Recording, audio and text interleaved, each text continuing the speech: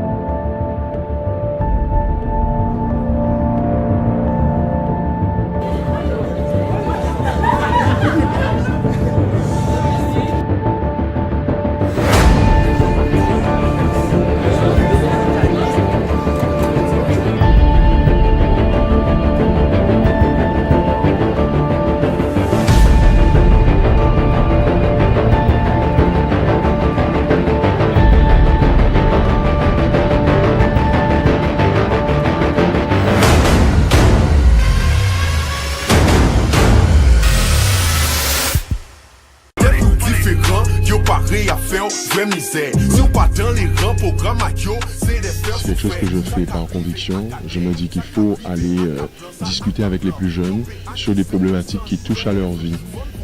Partager avec eux, je crois vraiment dans les valeurs du dialogue, de l'échange.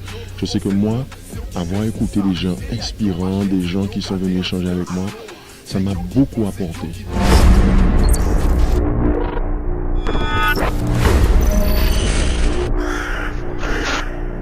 La violence que nous avons capté là, ça a amené nous toujours au même problème, c'est-à-dire problème d'éducation, problème à la famille même.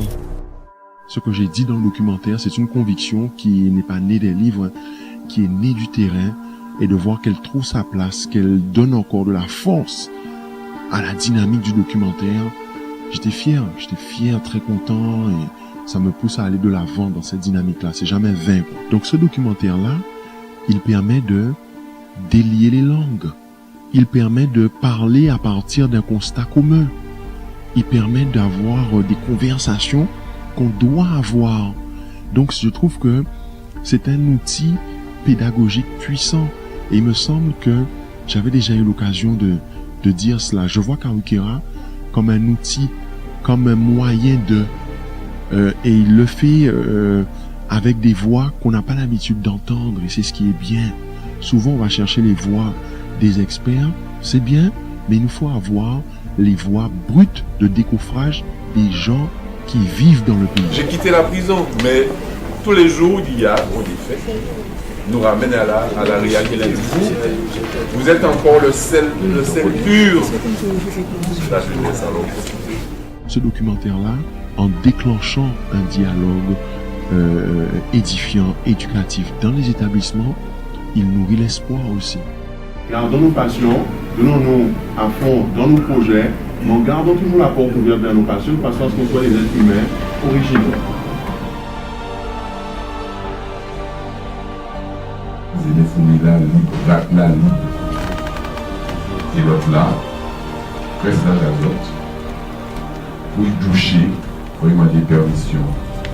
Pour y manger, il faut y demander permission. Je vous dirais, mettez tous vos efforts dans le fait de faire bien votre scolarité. Tout ce que ça vous demande, même si des fois c'est crevant ou c'est décourageant ou c'est frustrant, n'abandonnez pas.